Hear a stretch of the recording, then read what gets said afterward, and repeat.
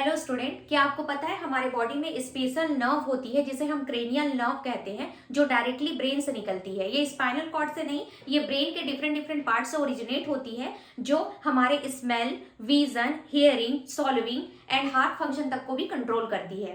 तो देखते हैं हमारे जो स्पेशल नर्व है 12 क्रेनियल नर्व, जिसे हम क्रेनियल नर्व कहते हैं, वो हमारे ये है 12 क्रेनियल नर्व। फर्स्ट है आपका ऑल्फैक्टरी नर्व। ऑल्फैक्टरी नर्व ये एक सेंसरी नर्व है जो स्मेल डिटेक्ट करता है। अगर ये डैमेज हो जाता है तो पेशेंट को स्मेल नहीं आता है। इसे हम लोग मेडिकल टर्म में एनोस्मिया कहते हैं। कोविड इन्फेक्शन के टाइम में इसके सिम्टम्स बहुत ज्यादा कॉमन देखने को मिले थे। सेकेंड है ऑप्टिक नर्व। ऑप्टिक नर्व ये भी सेंसरी नर्व होता है जो विजन के लिए रिस्पॉन्सिबल होता है। ऑप्टिक नर्व आई से विजुअल इंफॉर्मेशन को ब्रेन तक भेजता है। अगर ये डैमेज हो जाए तो पेशेंट को पार्शियल और कंप्लीट ब्लाइंडनेस हो सकता है।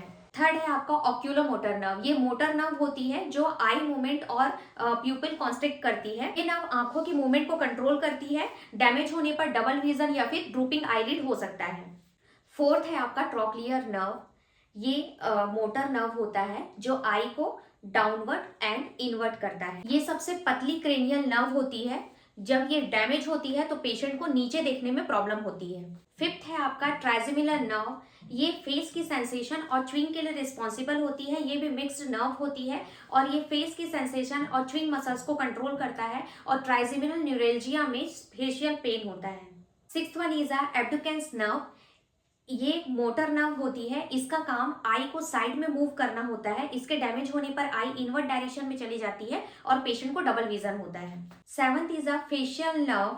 ये मिक्स्ड नर्व होती है जो फेशियल एक्सप्रेशन, टेस्ट और सलाइवेशन के लिए रिस्पॉन्सिबल होती है।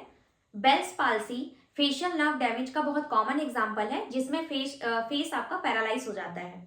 Eighth is vestibulocochlear nerve. ये हियरिंग और बैलेंस के लिए रिस्पॉन्सिबल होती है। ये भी सेंसरी नर्व होती है। इसके डैमेज होने पर पेशेंट को हियरिंग लॉस और डिजीनेस होने लगता है। Ninth is glossopharyngeal nerve. ये मिक्स्ड नर्व होती है जो टेस्ट और सॉल्विंग के लिए रिस्पॉन्सिबल होती है। ये सॉल्विंग रिफ्लेक्सेस में बहुत इंपॉर्टेंट रोल प्ले करती है। Tenth is vagus nerve. ये मिक्स नर्व होती है जो हार्ट रेट, डाइजेशन और रेस्पिरेशन के लिए रिस्पॉन्सिबल होती है। इसे हम वॉन्डरिंग नर्व भी बोलते हैं क्योंकि ये ब्रेन से बॉडी ऑर्गन तक जाता है। 11th is accessories nerve. ये मोटर नर्व होती है जो नेक और शोल्डर मूवमेंट के लिए रिस्पॉन्सिबल होती है और ये नर्व अगर डैमेज हो जाने पर शोल्डर मूवमेंट करने में प्रॉब्लम होती है। 12 इज हाइपोग्लॉसल नर्व। ये मोटर नर्व होती है जो टंग मूवमेंट के लिए रिस्पॉन्सिबल होती है। इसमें ये डैमेज होने पर टंग एक साइड डाइवर्ट हो जाता है। 12th क्रेनियल नर्व के पर्टिकुलर नर्व्स को डिटेल से स्टडी करने के लिए आप मुझे कमेंट्स करिएगा। Thank you.